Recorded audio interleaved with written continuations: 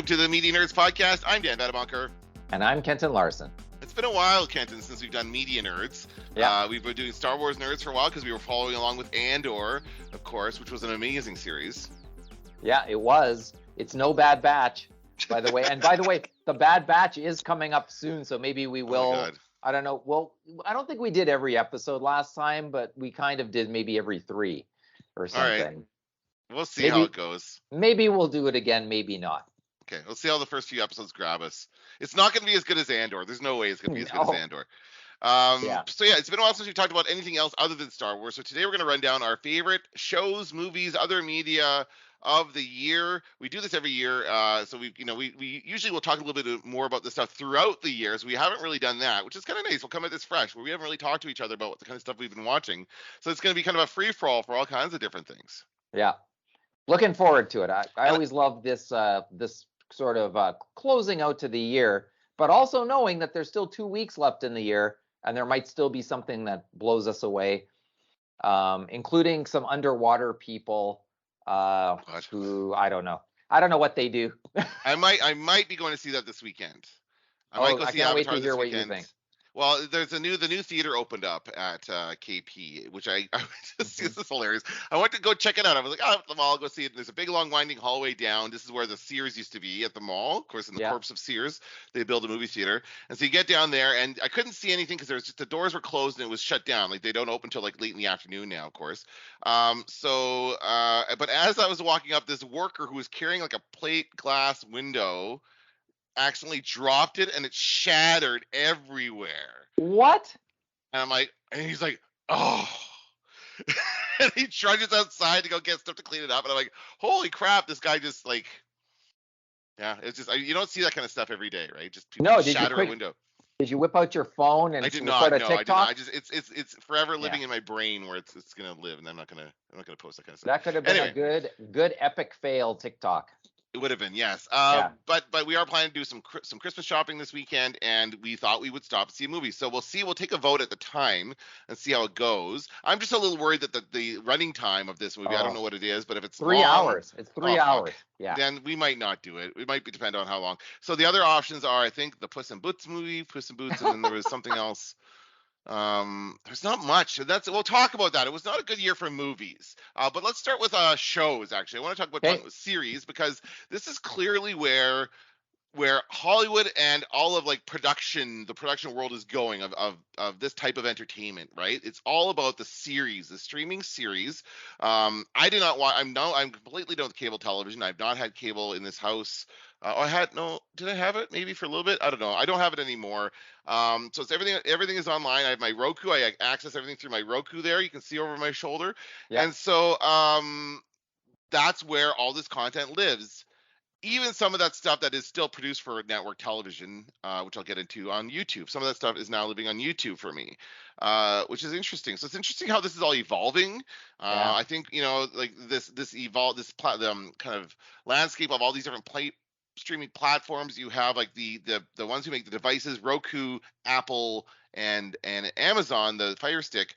They're the central points of distribution. So that's where you can subscribe to all your different services, but you buy that device from them, and then you can just access all this stuff, right? And this is, I think, the year that really exploded. That really became commonplace, and people really just had so much selection as far as online streaming goes. So we can pick and choose. The reality is that we can now pick and choose, and I bet you there's not a ton of shows that both of us have watched on our lists. I've watched so many shows this year that there's very few shows that have sort of been out there that I've not seen. Okay, well, maybe with one exception, and that is anything that's been on Apple TV Plus. I was waiting to get my new iPhone, which I now have, and I can now get Apple TV Plus free for 3 months. Okay, I think on the basis of that. So now I will be able to catch up on that stuff.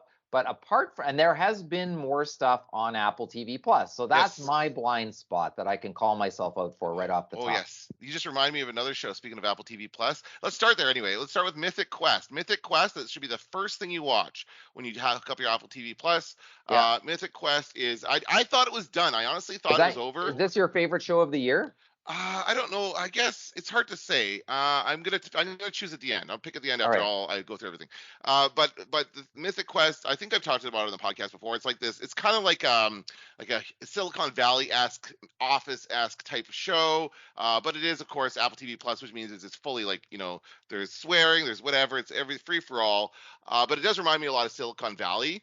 But Mm-hmm. it's the guys, one of the guys behind It's Always Sunny in Philadelphia, and some other great people. Danny Pudi from Community's in it. Some great actors. The one of the best storylines in the show involves what's his name? I always forget his name. He's one of the best actors in the world, Dan, and you always forget his name because it starts with initials, and I always have a problem with that. Hold on a second. Anyway, as I'm typing, I'm just going to keep talking about this film. Anyway, I thought it was done. I thought the last season ended it in such a way that there was no way they could continue, and then it all of a sudden just showed up, and I'm like, oh. And I just actually I only saw it because I did redeem that same deal I got because I also got a new iPhone this year. I redeemed that same deal for 3 months free, and I got the same thing. So I that's why I noticed it was there. What is his name? Why can't I? F. Murray Abraham. Thank you very That's who much. I was gonna say. I Yeah. was just gonna blurt out his name when you said his name starts with an initial. Yes. He also stars in the last season of The White Lotus, which is Okay. also one of the best shows of the year easily. Yeah, well, I've Yeah. not watched that one. That's okay. I've fallen off the HBO. I've not watched a ton of HBO. And mostly Netflix and Prime, I would say, as far as my watching is concerned. And Star Trek. A lot of I started watching Star Trek The Next Generation at the beginning of the year. I got all the way through Star Trek The Next Generation and all the way through Deep Space Nine. And I've just started on Voyager just this week. So I'm like on the third episode of Voyager. So I'm working my way through those. And it's just like one episode a day or whenever I have time to sit down. I just want to watch something that I can have on in the background when I'm doing other stuff, that kind of stuff. But I've really enjoyed that. That's been a lot of fun revisiting those shows over the last year. And yeah, Mythic Quest I would say is up there as far as a comedy, like a short comedy. It's really funny on Apple TV Plus. So that was a really good one. And the only other one I saw on Apple TV Plus that I really liked, and I'm just mentioning it because you brought it up, was I already mentioned it when we were talking to Chris. It was about Severance. Severance? Yeah. Severance. That's a very good show as well. And then of course For All Mankind. Oh, that's you know what? Forget it. For All Mankind is my favorite show. I just thought of it now. That is my favorite show of the year. It is incredible. And they did have a new season this year, so that does count. That was very. It's about space travel. That's all you need to know. It's about our exploration of the solar system. It's very good. So what about you? What are some shows that you like? Not on Apple TV Plus now. Well, I got my list of 20 in front of me, and I'm not 20. Oh gonna. my god. Oh, Okay. you know, like when I'm saying I watch a lot of TV this year, I'm not kidding. I watched more TV than I've ever watched in my whole life, and because there's so much good stuff. So I'm not going to go through all 20, but my favorite shows of the year. Last year I think it was All Creatures Great and Small was number one, and I still love it, and it's still in my top five. My Brilliant Friend on HBO. Had a finale in which my mouth dropped open and hung there for quite some time. I could not believe what the show did in the last scene of the season, and it requires no anything, no special effects, no, just good storytelling, Hmm. just good storytelling. So My Brilliant Friend, The Bear, the Oh, cooking show in that was very good. I Chicago. finally watched Oh, that. That was so good. It was yeah, beautiful. excellent show. Excellent show. Then we have to leave room for Andor with the runners-up Obi-Wan and Boba Fett. Hey, is not my favorite for sure, but there is moments of sheer glory as a Star Wars fan in all three of those. Andor being, I think, the highest quality of them. And then I'll round out the list with HBO's Somebody Somewhere, House of the Dragon, Stars, The Serpent Queen, and had to include it, Better Call Saul, Mm, in its mm. last year. So I've got a list of way more than that, but those are my favorite. Can I give it to All Creatures Great and Small the second year in a row? I think I can, just because that show is sweet. It makes me laugh. I would lie if I didn't say that I had a tear in my eye in a couple episodes. I don't know how they pulled. I think for many reasons, that show has got a difficult tone to pull off, and it does it every time. Huh. So, and hey, do you like little duckies, bunnies, piggies, and donkeys? Well, No, then, All Creatures no. Great and Small is for you. I'm just joking, of course. That sounds delightful. It sounds Do you delightful. love eating Yeah, them? yeah. No, just kidding. Well, and remember you talked about it before, and Yeah, yeah, I have not gotten around to that one yet, but that sounds like a great it is. show. And yeah, and I've not seen any of those, I don't think, except for the bear. That was the only one of those on your list that I'd seen. So as I predicted, I have some You did other ones. you have not seen House of the Dragon.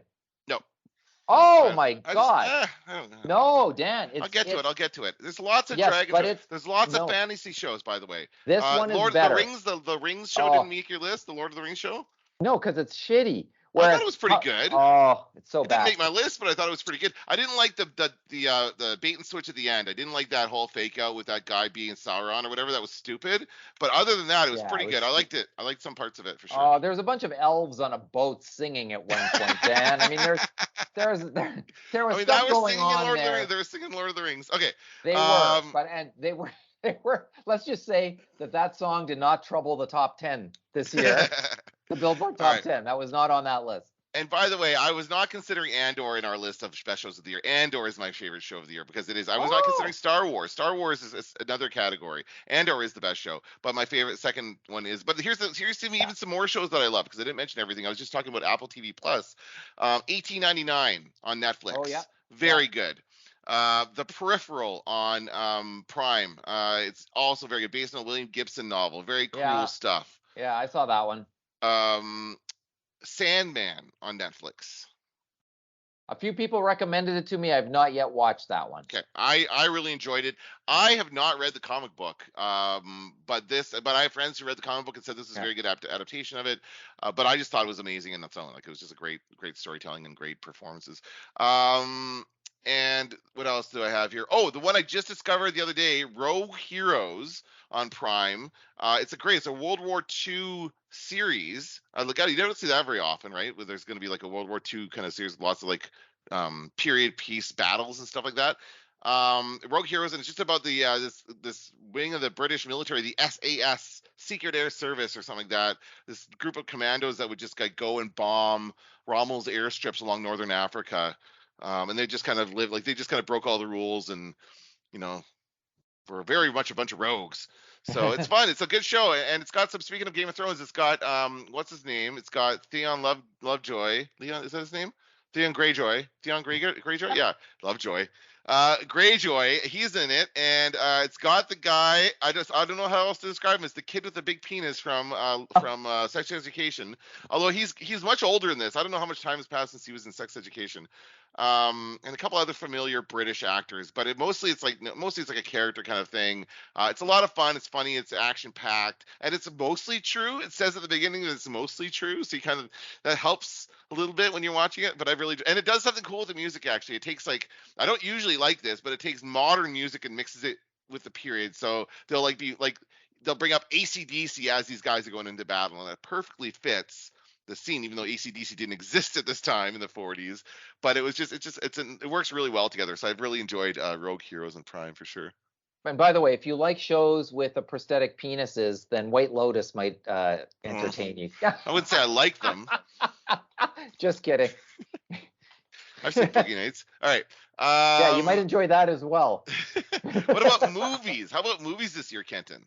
Yes, for me, this is okay. So I made a list of movies, and in Canada, we always say like it's not easy to it's different in Canada than other places because we get movies later sometimes. And so some of the stuff that from my list was actually from the previous year. So I'm kind of like things like The Power of the Dog. Yeah, who cares? Who cares? We've been there, done that. But for me, the film that knocked it out of the park, which I hope you've seen, is available on Netflix. It's called RRR. Do you know what I'm talking about? Yeah. I've seen the ads for it. Didn't grab my attention. I've not seen it, no. Okay. Oh, I'm gonna bring it up. Go ahead. RRR.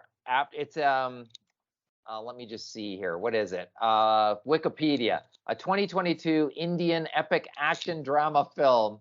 And that's what it is. And there's a dance number in it. There's a story of frenemies. There's shapeshifters. There's battles. And I just want to say that it's a long film.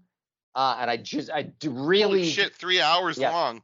And I really didn't think I wanted to watch it. And from the get-go, you're in. And you're like, this is the most kind of like balls to the wall action epic that you've ever seen. Um, and I think the other key takeaway is Doctor Strange has no right to call it the multiverse of madness, because RRR is the multiverse of madness. It's Cool. complete anarchy, just craziness all the way through, and yet it all works. I don't know. Have they said who the I don't think they have nominees for best foreign film. This has got to be in it. And I think it could also be actually nominated for best film. I think there's a Really? possibility. It's Wow. crazy. I'll check it out. Yeah. It's so crazy good that everything else that I saw paled in comparison to this. Well, it's just an example of a bad name. Like that doesn't Yeah. tell me anything about this is about. I'm sure it's relevant after you've seen the movie, but I don't It know anything is. about. Yeah. In So the- RRR doesn't say anything to me. Hang on. In the opening, 1 second. In the opening scene, they tell you what the 3 R's stand for. Why does it should be right up top, but it isn't. I know. Okay, Well, this is the problem. Well, anyway, there. But I'll watch it on your recommendation for sure, and Oh, it sounds great, which is interesting, telling and you. it's Yeah. certainly I've opened up to more foreign films this year. One of my favorite movies of the year, and what I've actually realized, I was looking through the list of movies released this year. Number one, there weren't a ton of movies. It's a very light year. I think the Hollywood resources have shifted towards the streaming services and away from the movies because that's where the money is, I guess. Yeah. But I did not watch a lot of actual movies that were released in 2022. But one of them was Troll, which is on Netflix. Right. That's a foreign film. It's a Norwegian film. Yeah. It's basically Godzilla in Norway. It's awesome. It's so good. It's like everything like you would take from I'm thinking like the Roland Emmerich Godzilla, so the Matthew Broderick one from the 90s, right? Where it's kind of cartoony characters, lots of jokes, lots of like callbacks. And it was really more about the people than it is about the monster. That's what I think makes a good. They have good monster scenes as well, but the characters were interesting, so I really enjoyed watching Troll. Another one I really enjoyed that I watched on streaming was Barbarian. Did you watch Barbarian? I did not. Oh, that's a good horror movie. I did my 31 Days of Horror, but I did not watch any other new horror movies. That was the only one out of that group. I watched 31 horror movies, and I've honestly my obviously the TikTok stuff has got me watching more movies than other stuff these days, but it's all old movies. You can look on my TikTok and see all the old movies I've watched. I'm not watching anything for 2022 just because there's nothing. And by the way, I'm not thrilled with the gatekeeping that's going on with this stuff. Top Gun is still showing at the theater. This new theater that I was telling you about, Top Gun is still there. That is bullshit. The Top Gun is still showing at the movie theater. What the hell is wrong with you? It was the rare hit. That's why. But why is it still there? Nobody's going to go see it there now. It's coming out on Paramount Plus this week. Yeah. Still not going to sign up for Paramount Plus, though. I'm sorry. I'm still not convinced. I tried it already, and there was nothing there. There was nothing there a year ago. Yeah. So sorry, guys. Now that you decided to ramp up your advertising, I'm not going to subscribe. Troll. But sorry, go ahead.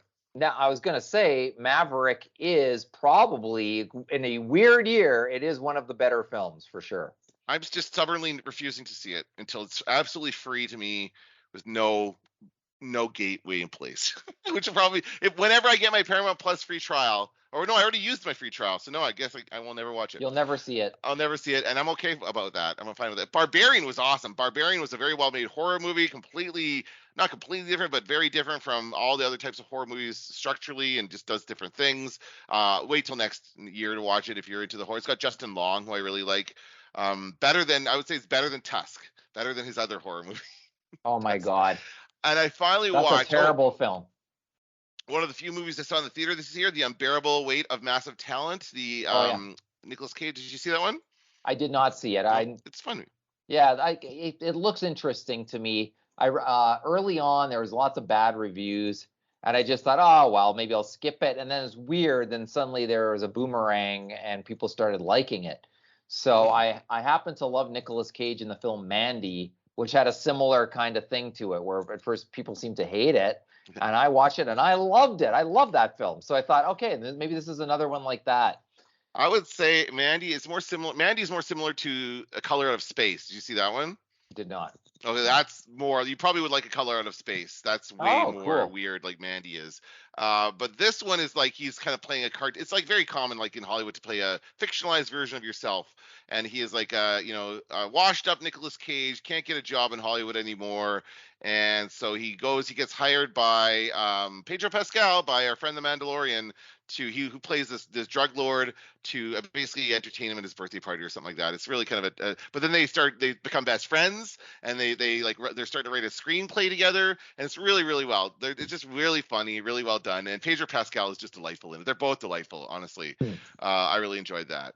And then the last one I have here on my list, because I just watched it and it was on the list of movies, and I did enjoy it. I just didn't think it was as good as everybody said it was. But everything everywhere all at once was really Oh, good. I saw it. I saw it, and you know what, Dan? Once again, I'm going to refer you to Triple R and say, if you're into that, everything Yeah. everywhere.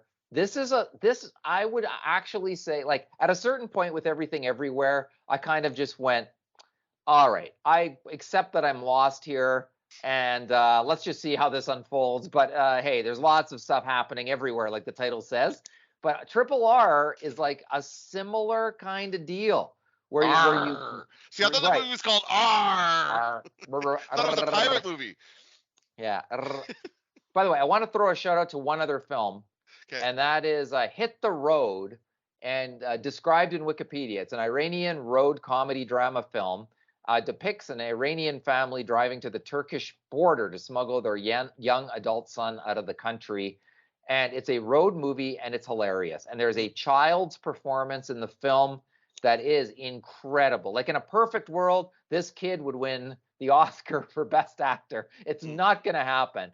The film might be nominated for an Oscar, though. I don't know. I think it came out 2021 in Iran, though, so I don't know how that works. But the performance by that kid in this film is just a great thing and hilarious. And I sort of enjoyed watching it because on one hand the film's about a serious topic, on the other hand it's like the little day-to-day comedy among this family that's so funny to watch. And even some of it's surreal and some of it is very slapstick. So good stuff there as well. So like a special shout out to Hit the Road. Nice, excellent. All right, let's move on Yeah. to YouTube. You had one as one of the Yeah, categories. yeah. What do you think about YouTube? Have you been watching a lot more YouTube this year? Well, hey, who doesn't, I guess. I mean, I guess we're in that kind of situation at this point. And I'm also I'm a little more, it's interesting because there's two different kinds of YouTube. The I subscribe to something and I watch it all the time, or the something went viral YouTube. So Yeah. have you got a like what how do you want to rank it? Do you want to Well, I do don't a generally the something went viral. I don't really count as real YouTube content, I guess, all right. because it is like if it's a Charlie bit my finger kind of a thing, that's just somebody uploading a cute video that everybody appreciates. But and honestly, that kind of thing is much more common on TikTok. We should talk about TikTok, I guess. I don't really have TikTok creators I could shut out, but as far as YouTube content goes, I watch YouTube on my TV, almost always on my TV. Yeah, It's me too. hardly ever on my phone. I mean, if I'm maybe on the bus ride home, I'm watching a show. Actually, I have watched some Netflix, some of this stuff on TV. If I really want to keep going on something, I'll just keep it going on my phone. But for the most part, I watch YouTube on my TV, and and it's also part of a routine. I watch Rhett and Link every morning. Get up, watch Good Mythical Morning, have my coffee. It's a great way to start the day. It really is. They have some fun. They have something silly planned. It really is great. But again, I have a hard time finding new channels to follow. There's the ones I like. Blame Society Films continues to be my favorite. I love those guys. They're awesome. They always put out good content. Beer and Board Games, and the other show is Welcome to the Basement. It's about movies. Ryan George, who I'm sure I've mentioned before, he does those pitch meeting videos. Have you seen those where he kind of makes fun of movies by doing the pitch meeting of them? Yep. Like Yep. these are all the stupid things we're gonna do about this movie, and then he just does it with himself. It's like him and a different character. It's really funny. I love that. But he also does these other things like first guy to open up a buffet, and it's like just kind of on his face making fun of the ridiculousness that's like, what would you like to get, sir? Everything. Just lay it all out for me. I want to choose what I want to eat. I want to just pick from whatever. Like the idea of a buffet is kind of ridiculous when you think about it, right? Like he's making Yeah. fun of that kind of stuff. So he's very funny. And those are nice short little videos. Wednesdays are Nostalgic Critic. Every Wednesday he releases a review. It's basically a full, almost a half-hour video generally every week that talks about a specific movie, or he does a great thing around this time. He's already done it for this year, where he reviews commercials and he looks at old nostalgic commercials and talks about them and does commentary and makes fun of them. So that's a lot of fun. I'm really enjoying the Nostalgia Critic. Yeah, that's pretty much it. Again, I have a hard time finding new stuff. Like I just think a lot of the new YouTube content seems silly to me. My kids are always onto new things. Like there's things that I'm like, oh, it's like I gotta say to Luke, oh, what about this person? You used to like, no, I don't like them anymore. They're stupid. It's very much that happening for YouTube, and it's just kind of there's a continuous cycle of content, so it doesn't matter. That's the thing. All this content just means that they don't like something, they just choose something else, and there's somebody there waiting to replace that video, right? So it's good. I like it, and also, I think the advertising has become less intrusive on YouTube a little bit, and a little Oh, bit better at that. I Oh, come find it on. almost unwatchable, the interruption and where they're placed. There seems to be a Wow. couple issues. The lining them up and the placement of them just doesn't always work. True, and So I yeah, think that's on the creator though. I think they're now right. allowed to choose where they can place their ads. And so Nostalgia Critic, for example, he already had a commercial break built in to the middle of his video. He'd pause, show his logo, and there'd be a place for the break. So he just inserts it right there. He's already got it built into his show.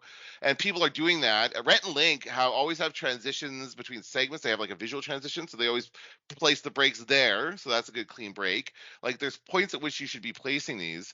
But I found like there's more. I think 6-second ads are excellent. I really think that there's people have learned to make really good, really effective short advertisements on YouTube, and that is the most effective way to advertise to somebody right now on YouTube is just the quick 6-second ads. Nobody's sitting around to watch it.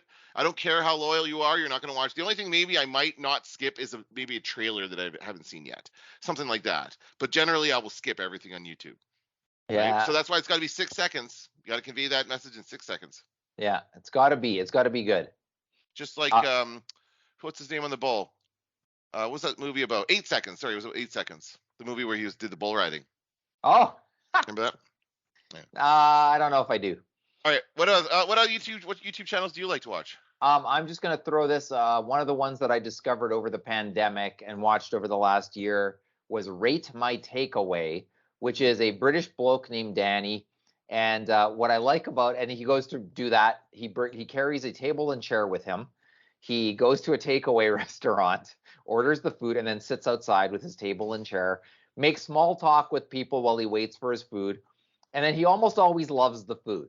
So the point isn't really he's rating the takeaway. The point is let's watch Danny have conversations with entertaining British people who he meets on his travels. And one of the things I love about the channel is what he chooses to show as part of his journey. So him driving in the car on the way there is so you'll see that. You'll see him ordering and making small talk with people at the restaurant, and you'll see people as he sits down with his table and chair, and people drive by and honk their horn and shout at him and pose for selfies with him and stuff. And he's such a good-natured, like a nice, good-natured man that you could almost make a movie with him or something, where he's going through a terrible, awful world, but everything pleases him. Every discussion he has, every person he meets, every food he has, not quite all the food he has, but mostly all the food he has. And it's just like a feel good thing to watch him go and try out food. And some of the most entertaining ones are where the food actually is terrible. And he is forced against his good nature to have to say something not good about the food. That's pretty Hmm, good too.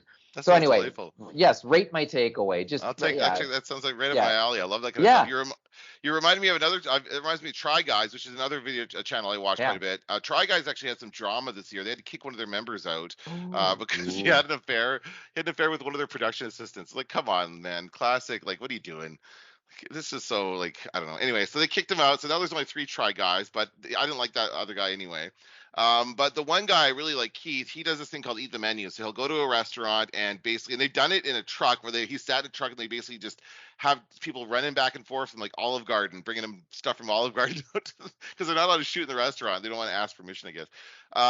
So then he tastes all the different things on the menu at this restaurant and he brings in guests and talk to them like very similar in a very similar style, I think. I think that's like the mukbang style is what that's called on YouTube. It's like when you just kind of like eating food and talking to people. That's what that is. And usually it's a bunch of different kinds of food and stuff like that. So that's cool. But I also like stuff like that shows like local eateries and local businesses. And like if you were to go there, you'd probably want to go to one of those places, right? Right. Oh, exactly. Yeah. Or meet him, Yeah. because Yeah. he just seems like he's a nice fellow. And Yeah. everybody in England knows who he is, as you see when you watch the thing. Fame has not gone to his head. That's cool. And but Yeah. that's the kind of what's possible Yeah. in this day and age, right? Everybody Yeah. can be famous. I Right. just did an article on for CTV about people from Winnipeg who basically get recognized whenever they go on the street. This one Right. girl says she's a TikTok girl. Every time she goes out, people say, "Hey, TikTok girl." And she's Huh. just become kind of famous for being on TikTok. That's the world we live in now. Okay, what about music? You are the music expert. I don't have a ton to say about it. I have gotten much more. I've gotten more into listening to music than I used to. Oh, good. I've shifted away from podcasts. Actually, I have nothing to say about podcasts because I've been the medium's almost dead to me after teaching it for so long. I've kind of lost Yeah. my passion for it a little bit. But so I've not listened to a lot of new podcasts. But music. Let's start going with music. And what are your favorite albums of the year? Well, this was for me. It was a bit easier this year because Elvis Costello released his best album in eons. He's been nominated for Grammy Awards for it, and rightfully so. His album's called "The Boy Named If," and it's back to raging punk rock and great ballads, and just everything that Elvis Costello is great at is sort of on display in that album. So it's really, and he's probably second on my list to only the Beatles as my favorite musical artist. What about So the it's Who? real. Well, the Who and Elvis Costello battling for second place. And it One of depends the first things you depends ever what said they. to me, Yeah, Kenton, one of the first things you ever said to me was I was wearing a Who shirt, and you yeah. said, "I love the Who. I might like them better than the Beatles." Once in a while, it's Not once. always, not always. Wow, oh boy, some of those Who albums are underrated, even as Yeah, classics. They're yeah. underrated. So it's very, but Elvis Costello, yeah. Elvis Costello's first five albums, it's hard to give him. I mean, it's like 4 stars and then 5 star, 5 star, 5 star, 5 star, 5 star for like a whole long stretch. So this is another 5 star album, and later in the career, which is nice. I'll just say another couple here. The Jazz Butcher um, has been recording albums since the 80s, toured Canada many times. And sadly, the guy who is the Jazz Butcher, Pat Fish, passed away this year. And like David Bowie, he left an album behind about himself dying. And the album, so it's by the Jazz Butcher, and it's called "The Highest in the Land." And one of the lines in his song is "As cold as the streets of Saskatchewan." And what I love about that, like, and he's from the UK, and what I love is he actually toured Canada so many times, he knows how cold the streets of Saskatchewan are in winter. Hmm. Hmm. I'm also gonna name Panda Bear and Sonic Boom. I think one of those guys is from Animal Collective and one is from Spacemen 3. And they recorded an album called Reset, in which they remixed classic songs so that they're unrecognizable. I can't even tell you what songs they are. And then they added vocals to them where they sound like, it almost sounds like the Beach Boys vocals on top of remixed songs. It's just beautiful. It's just such a great album that I read the concept of the album and I bought it, and it's so great and so much better than I could ever imagine it being. So I think those are probably my top 3 albums of the year. And in terms of a song, I'm just going to give a shout out to a couple of quick ones here. Spiritualized has a song called "The Mainline Song," which is as poppy as it gets, just about taking the train to downtown at night, which is great. And the Lightning Seeds, who everybody knows wrote the British football song "Football's Coming Home," released an album. And of course, it got buried by the World Cup because their "Football's Coming Home" needed to be re-released again. But their song is called "Sunshine," and it's a great song about being out in the sun. And once it grabs your mind and won't let go, it's such a catchy little hook. So those 2 songs. And earlier this year, Dan, you and I talked on the Star Wars Nerds podcast about the wonderful song "Teacher's Pet" from the Book of Boba Fett, where Luke is training Yoda, and for instrumental song, let's give a Grogu. little shout out. Yeah, oh yeah, pardon me. Baby Yoda, Baby Grogu, whatever you want to call him. When Luke is training him, returning the favor that Yoda gave him. Yeah. That's the song in the background. It's uplifting every time you hear it. It's very nice, and I continue to listen to that soundtrack and all the Star Wars Oh soundtracks. yeah, Andor was excellent as well, so I have that on yeah. my playlist. What I would say, the one album, full album, I could say that I listened to front to back, that was technically, I guess, released this year, although it's all re-recordings, was the soundtrack for the Weird Al movie, which I forgot to mention in the Oh movie section. yeah. Because the Weird Al movie, did you see it? I have not seen it yet, but I Okay, will. because I have to see it. Yeah. it's only on Roku. This is where we're at. So Oh. Roku exclusive. You have to own a Roku to watch it. Now I'm sure that's not always going to be the case. At some point, it's going to be available on Netflix or somewhere else. But right now, you can only watch it on Roku. It's advertised to me almost every time I turn the thing on. I won't spoil anything, but I liked it. It wasn't what I was expecting. And the soundtrack, I think Al just re-recorded all his hits. Like basically, it's like the greatest hits of Weird Al. So it's all amazing. I don't think there's any new songs. I don't think there are, but it was just I just loved it, and they got me on a Weird Al kick. So I was listening to Weird Al for a good 2 weeks, where I listened to all his stuff, all his polkas, like those polkas he does, Oh yeah. where he like combines like it's like the opposite of what he usually does. He takes the lyrics from songs and then just reimagines them as a polka. So it's all these popular songs of the time. Those are like time capsules of the popular music of the era. He's done them throughout the 80s, 90s, 2000s, and each one of those is like a perfect time. Like you just can, all the popular songs of that time period just from listening to Weird Al in one song. It's amazing. And of course the Hamilton polka continues to get stuck in my head because it's Weird Al and it's Hamilton.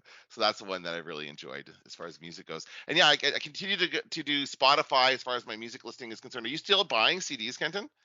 No, I stopped over the pandemic. So I'm now an iTunes guy. But I Okay. will not. I have resisted the urge to join a streaming service because it's important to me to own the music and to pay the artist for the music as much as I can. David Byrne's book suggests that, like, of course, the best way to reward the artist is to buy a CD, or to go to the show and buy a CD there is even better if the Mhm. artist plays where you are. And that, of course, we all know Apple gets a big chunk of iTunes, but then when it comes to streaming, an artist gets almost nothing. So it's Mhm. like trying to find the blend of convenience and rewarding the artist, I think, is what I'm trying to do. Right. Speaking of which, have you seen any good shows this year? What Did do you the mean? shows make, like you were talking about? You mentioned events. Did you Oh see any yeah. good concerts or any type things like that? I don't think I went Well, to anything. I sort of meant it in two ways. So in-person events versus events on TV. And Oh, when I said events, like Queen Elizabeth died, and that oh was an yeah, event. That was an event. I mean, you couldn't avoid it. We got the day off of school, which is just one more reason why the students didn't learn anything this semester. it was like the With the third Friday in a row or Yeah, something like that. It was a ridiculous week. so many Yeah, days off. yeah. Yeah, and so there was that. There's also the World Cup is on right now. There's all kinds of that stuff, sporting events. But I'm I'm such a gonna. Grinch when it comes to the World Cup. I gotta say, Oh, you I've don't. been just like, oh, Same. bah humbug World Cup. I don't care. Students watching it in my class, I'm like, Yeah. bah humbug. I don't care. Another I, reason they didn't learn anything. I'm, Another reason. I'm having Yeah. lunch at CTV. I'm just having my lunch. I'm watching something on my computer. A reporter walks in. He's like, "Oh, is this Croatia?" I'm like, "I don't care." And he's like, "Oh, okay." Ah, I'm like, "Oh, maybe I was a little too rude then." I just have no interest in the soccer stuff. I'm just, I don't know. It's, I know it's a big deal. But you were saying something else, right? We were going into oh something yeah. else there. I was gonna say, so in terms of events that were on TV, live events, I'm giving a shout out to the January 6th Commission for rolling it out one more time, like an encore for Trump's dirty deeds. It was fun to watch them all roll out, especially over the summer where I had a little bit of time to really enjoy to enjoy all of that live. Hey, I couldn't enjoy that more than I did. And in terms of events that I was actually at, live events, I saw a bunch of great stuff, but probably the thing I enjoyed most was Tracy Morgan at the Yeah. casino. And Oh, I was laughing so hard. I was doubled over. I was crying. It was so funny. It was dirty. It was like maybe the dirtiest comedy show I've ever been to, and dirty and disturbing as comedy can be. But holy, was it funny. Like, honestly, he could kill you with it, with the laughter. It was so funny. So Tracy Morgan at the casino was great. How about you? So, well, it's funny you mentioned him because speaking of Apple TV Plus, he is in the new movie Spirited, Yeah. which I just watched last night, and it was very good. I really enjoyed it. Ooh, So, really? so yes, that was fun. It's an adaptation of A Christmas Carol, yet another one. I know we have a lot of them, but it's Will Ferrell and Ryan Reynolds, and All right. yeah, it's good. It's a musical thing too, so I really like that. Well, sorry, what did you say before Tracy Morgan? You distracted me with Tracy Morgan. What else? What did in terms of live Oh, a events I show. You went said to? live events. You said damn it, I was gonna say something. January 6th commission. Yeah, oh yeah, I was gonna say, what about our own convoy hearings? Oh, Did you watch any of those? precious few because I think school was on at that point, and I don't know. I just thought I wanted the government to send the military in and ship all those trucks to some other place, to the Is North it Pole, for all I cared. So I was less interested in that than I was. more interested in the American one, eh? It's so Yeah, funny. like just because I see a guy running around in America running for president who probably shouldn't be doing that at this Right. juncture, who's Yeah, trying to run nobody's out doing the that in yeah, Canada yet. right. So that to me Yet. is a little more. I mean, look, that hey, America has to choose its path. God bless you, God bless America, said a wise person once.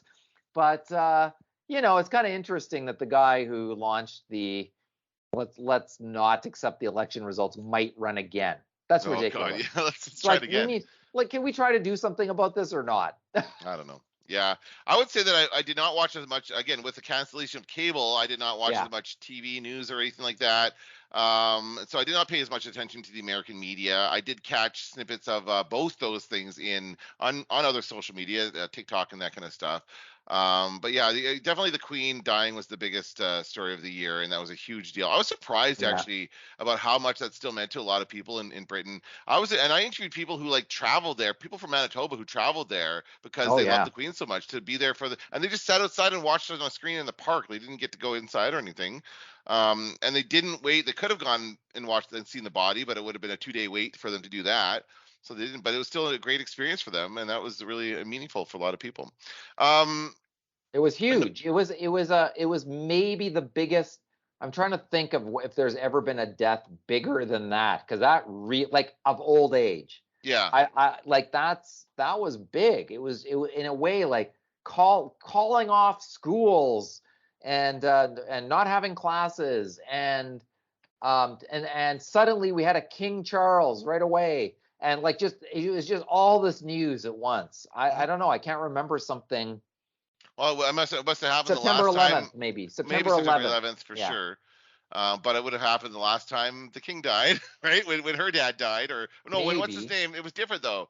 or it Oh was no, different. no, no. It was her dad that was the king. Yeah. Anyway, we all got caught up on that history when she died because we all got her life story a million times. Of course, cable news goes at this so hard and just plays like Yeah, documentary after documentary of Queen Elizabeth. So I know and the everything there is to Crown, know. I just can't. and the And the crown. Crown on Yes. Netflix. That Yes. that's more than anybody needs is right there. And certainly we don't need the Harry and Meghan documentary. We don't Oh we don't God. need that to.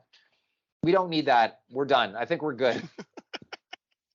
I think that we're going to see the royal family become less and less relevant. Charles is not his mom. He's not going to be as camera Charles friendly. is not his mom. Well, he's just not. He's not as media friendly. He's never been that kind of thing. They're going to try. They're going to phase it out. It's going to be largely. It's largely a figurehead thing now, anyway. Like, there's don't actually have anything to do with the government. So they'll find a way to keep it up, and like they'll do ceremonies and stuff. But we're not going to see it be as big of a deal. I went to see Prince when King Charles was Prince Charles. He was speaking at the legislature in the front steps, and I Yep. went up. I went after work, and there was like 10 people standing around, just kind of listening to his speech. There's like nobody there. Hmm. And now, if he showed up, I think it'd be different. I think it would be a bigger deal. It's amazing how a title can It change really. everything. I mean, I thought they made a pretty big deal when he came here that time Yeah, because he was. I remember being at the college, and he came for a tour through the college, that was and we just Prince sat there. Philip. No, no, it was Charles. We always mix this up, No, Kenton. no, it was Prince Philip. It was Philip the came dad. and Charles came too. Charles came I later. didn't meet Charles came. Charles. I didn't either, but I saw him walk through the atrium. Did you? Yes, I sat there and watched him walk through No, the I didn't atrium. see We all that kind part. of sat. It's like when Justin Trudeau came. Remember when Justin Trudeau came and the students freaked out? Oh my God, everyone was like crazy.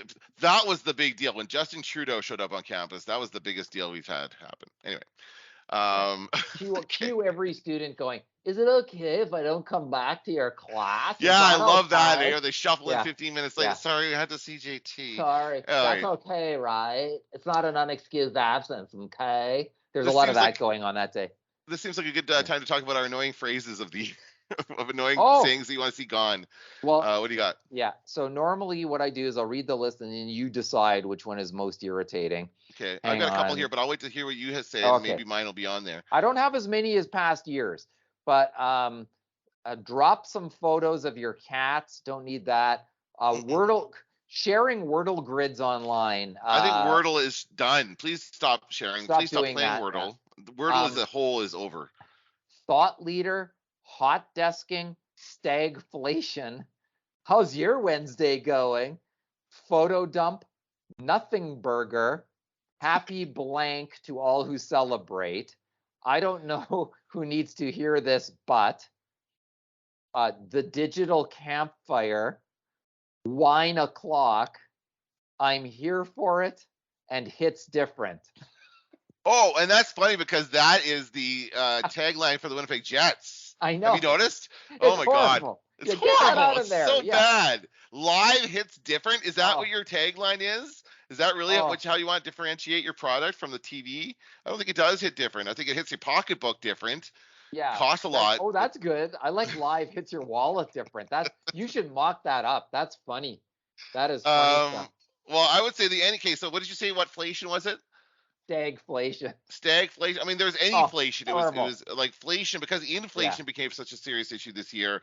They add inflation to anything. Right. Shrinkflation, Yeah. shelfflation, Yeah. all kinds of inflations. Too And many yeah, inflations. that's so for Oh. sure. Okay, here's mine. Very, very short. Let's go. Just saying that. Let's go as a celebration. Let's go. Let's go. Like I was just watching a video and somebody every single time they won something, they're like, "Let's go." Yeah. Stop saying that. Yeah. Stop that. Full disclosure. Just saying. Full disclosure. Oh, that's a good one. Full disclosure. No, I don't need full disclosure. Don't tell me that. And then I mean, we probably have said this before, but I'm still hearing it. Spoiler alert is still out there, and people are still saying spoiler alert all the time. I feel like, and I'm probably guilty of it myself, but I think we're done with that phrase, right? Like you can say spoiler alert if you really want to give a spoiler alert, but don't say it in like a joking way. Spoiler alert, I'm not. Whatever, you know what I mean? Like that kind of thing. I hate that. Spoiler alert, I won the prize. Or whatever. Something like that. Yeah, it's horrible. Like they're using it to pause and reveal some information.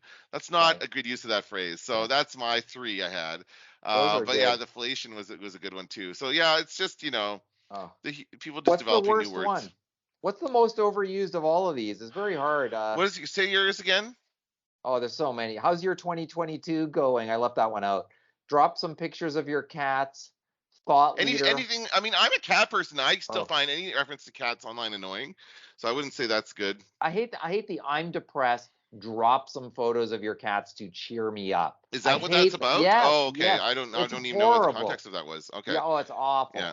Okay, I feel depressed. Drop photos but photo dump I see all the time, and it's like taking a photo dump. Nobody wants to see it. Nobody wants to. That just conjures an image. I don't want to know. I want it out of my head. Maybe the most overused on my list is nothing burger. It was nothing burger. Funny. I think that's funny. Oh, you like that one? I like that phrase. Yeah. It's just overused, Like I'm just trying to see what else. I don't know. Read some more. I can't remember them. I should be writing it down. Yes, please is still in there. Stagflation. Oh, is the balm I needed? I forgot about that.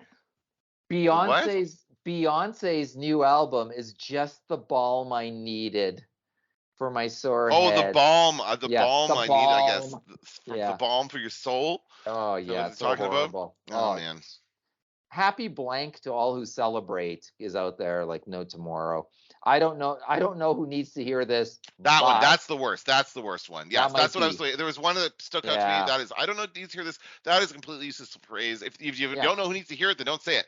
Wait until you find out who needs to hear it, then tell them directly. Don't just put it out on the internet.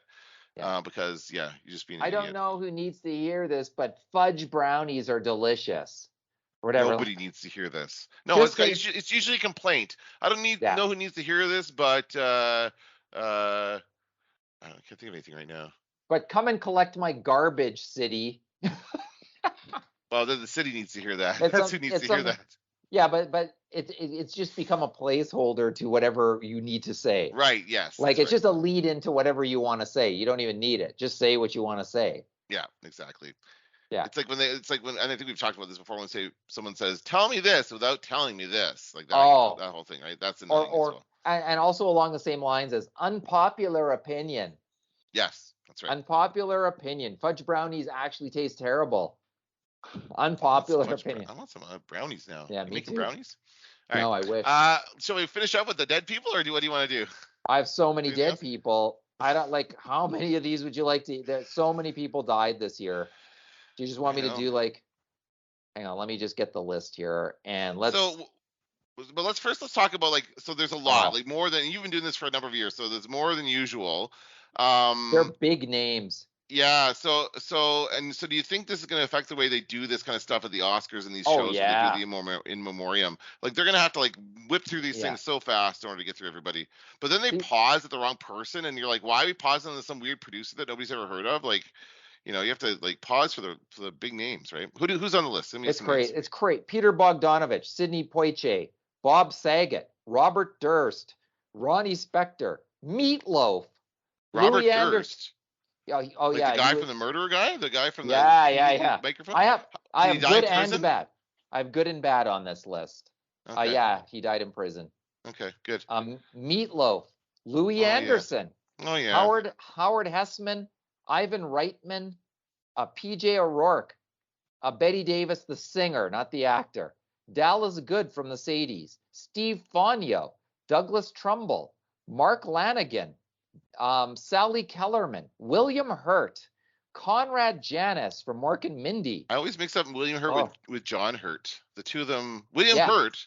Wait, William Hurt is the one who's in Alien, right? He had the chest come out, the alien come out of his chest. It's William No, Hurt. that's John Hurt. Damn it, I see it. I mean, William Yeah. Hurt. William Hurt was in. Oh my God, William Hurt. Children of a Lesser God, Kiss of the Spider Well, Woman. also I just watched him. I did a thing with Cronenberg movies, and I just watched History of Violence actually, or was no, it was Eastern Promises. Sorry, this one, Eastern Promises.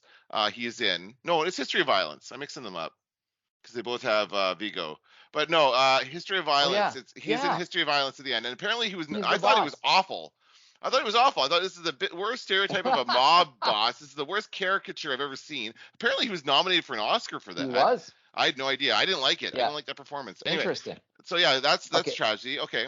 let's keep going. Madeline Albright, Okay. Vangelis, the composer, Oh, Taylor I Hawkins, always thought that was a band. I didn't know that was one person. Maybe the whole um, band died. No. Just joking. the whole band, Taylor Hawkins, Gilbert Gottfried. Then we had the actors who portrayed Mrs. Costanza and Mrs. Seinfeld died. Robert Morse, the actor, Mhm. Guy Lafleur, Naomi Judd. These are big names. And not that old. Like it's yeah, not people that you would no. expect to be dying. Like Naomi Judd would have been not that old at all.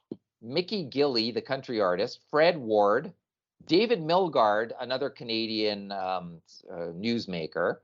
Who else we got? Ray Liotta, Andy Fletcher from Depeche Mode, Alan White from Yes, Bo Hopkins from American Graffiti, Ronnie Hawkins, Jim Seals of Seals and Croft, Julie Cruz, Philip Baker Hall, James Caan, Ivana Trump, there's that name again, Monty Norman, the Bond composer, Paul Sorvino, Tony Dow, who played Wally Cleaver, Nichelle Nichols from Star Trek, Olivia Newton-John, Anne Heche, Wolfgang Peterson, the director of Das Boat, Mikhail Gorbachev, Queen Elizabeth, Jean-Luc Godard, let's see, Bernard Shaw, the former CNN anchor, Louise Fletcher, the actor, Coolio. I just saw her. Louise Fletcher. And we'll talk about Coolio in a second. Louise Fletcher. She was in Star Trek Deep Space Nine. Yes. I've just finished watching those. In those, she was the Kai Wynn. She's has a big part in the end of that. But yeah, she was also in tons of movies, tons of great character actor. And Coolio was a shock. As Yeah. far as musician deaths go, we had Coolio. We also you said Taylor Hawkins in there. Yeah. And I did watch the Foo Fighters movie. I did see that this year. It was not very good, Oh, but I did watch it. So there was another movie I think that I yeah. watched released in 2022. I just didn't think it was very good. But Right. yeah, again, that's kind of I guess drug related or who knows what it was. But very sad. He's very young. Both of those guys We're were young. we're in the home stretch here. Yeah, Sacheen Littlefeather, who accepted Marlon Brando's Oscar on right. his behalf Yeah, controversially. that came up in the Uh, trivia question for me. yeah, that's a big one. Yeah. Loretta Lynn, Angela Lansbury, Robbie Oh. Coltrane, Jerry Lee Lewis. See, that's somebody you would have thought died a long time Yes. ago. Like Jerry Lee Lewis had to have been 100. How old was Oh he? my, I don't Come know. on, that's He not a did, surprise. he lived a hell of a life. I'm Like sure he yeah, did. his pants Right? were on fire from the moment he was born. It was one of That's those. right. Yeah. Gallagher, Keith Levine, the guitarist for Public Image Limited, Wilco Johnson, the musician, George Lois, the famous ad man, Irene Cara, Christine McVie, Bob McGrath, Bob on Sesame Street. Oh yeah. I'm leaving out some of sort of the alternative musicians here because there's so many. Kirstie Alley, Oh, that was Angelo recent. Yeah. Angelo Badalamenti, Oh, the Twin Peaks. Yeah. composer for Twin Peaks, Did you see and the interview? which interview? With the guy from Twin Peaks. There was an interview about him. He does an interview. You can find it online. Just him talking about the composition of the Twin Peaks theme song and just the way they Oh, came together. It's very very good the way that oh, song came cool. together. No, I haven't Basically, seen he it. nailed it on the first try. Is what happened.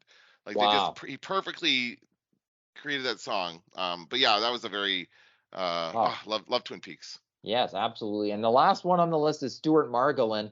He played Angel on Rockford Files, and he was also the plastic surgeon on MASH.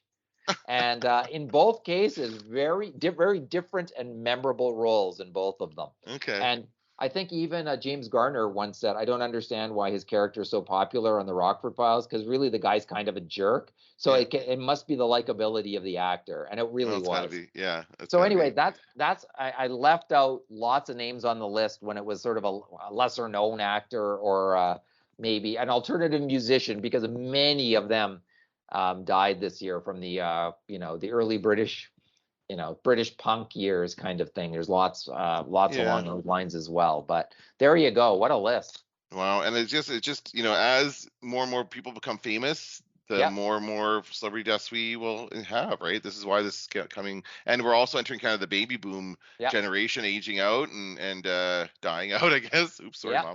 mom. But that's just what's happening, right? So that's a lot of Absolutely. famous people are in that age category. So that's sad, but they will be missed, and we get to enjoy their work in their movies and music and whatever else they created, right? That's the beauty of this stuff. That's the cool. Like I was watching, Christmas carols on my Spotify playlist, right? Yeah. Hold on, I'm gonna look this up. I want to get the name right. And it was like you see these like all these Christmas songs that you hear a million times all the time. Um, Come on, where's my Christmas list? It's not on here. But you know that like rocking around the Christmas tree, right? Yeah. Who sings that? Rocking around the Christmas tree. I'm Like not sure. the classic one that we always Brenda Lee, Yeah, that's right. That's right. right? Yeah. That song is like always going to be played. She's long passed away, I'm sure, but just the fact that she will live on in that recording of that I song think she forever, I think died it's cool. last year or Oh, was it something. really? Oh, that recently? I don't think Okay, it was sorry. that. There's a song by Marshall Crenshaw called "I'm Sorry" and so is Brenda Lee. Okay. And I remember recently thinking, let me just look, or is she still alive? Wait a sec, she might still be No alive. way. Anyway, I just Holy think it's Lord, cool. she's 78 years old. Wow. All right. Holy wow, younger than I thought. Yes, that's right. Yeah, she must have been very young when that was a hit, because that was a huge hit, Yes, and it still huge. is a huge Christmas hit. Yeah, And I think that it's very cool how those kinds of things, like not just for Christmas music, for all music and yeah. movies and everything these people do, they live on. They live on in this media they create. So that's why we love it so much. Oh yeah, very So much so. cool. Well, there you go. Anything else to add before we wrap up, Kenton? Let me throw one book out there that I'm Oh, books, enjoying. yes. I have a Do you have goal of one? reading more this year. I certainly did not read very much, and so I really want to read more. So please, yes, give me a recommendation for a book. I'm reading Bob Dylan's Philosophy of Modern Song, and here's what's great about it. So he reviews, I don't know how many songs, but he analyzes like some of his favorite songs. And a lot of them I've heard of, like there's Little Richard, Tutti Frutti, there's Elvis Money Honey, like there's some of those that you'll know, and then there's other ones that I've never heard of. And so the best way to read, and each article that he writes about a song is about maybe 3 pages long. So what I've been doing is I've been watching the song on YouTube or listening to it, then reading his write-up on the song, and in an hour you can probably do 6 of them, kind of thing. So it's kind of just a fun kind of thing to do, like multimedia experience, to listen to the song that you maybe heard or haven't heard, and then Bob Dylan's take on it. And one of my favorite essays that I've read so far is his take on My Generation. On what does My Generation mean as a song? What's Pete Townsend saying with this song? It's good stuff. That's cool, especially since he was a contemporary at the time. Like he's a part of that generation, so he can actually speak to it. So, well, that's very cool. I would love to read that. Again, I want to start reading more. I don't have any books to recommend right now, but I'll in the new year I will. Next time we do this, I'll have books to recommend. I promise. So that's my goal. I used to read so many books a year. Now I read, if I'm lucky, I can knock out 10. Okay. But I'll try and get 10. Oh, it's hard for everybody. Like if you can do one a month, it's pretty good. Okay. But hey, the work takes everybody away from it these days, and it's not as easy to do now as it used to be, it seems.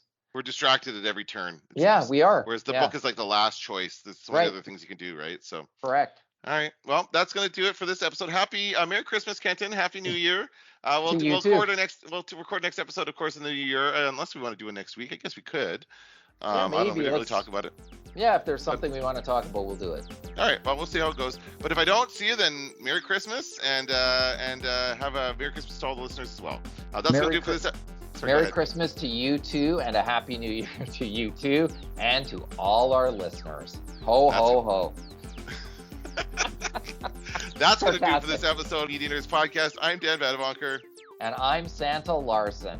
Don't let the door hit you on the ass.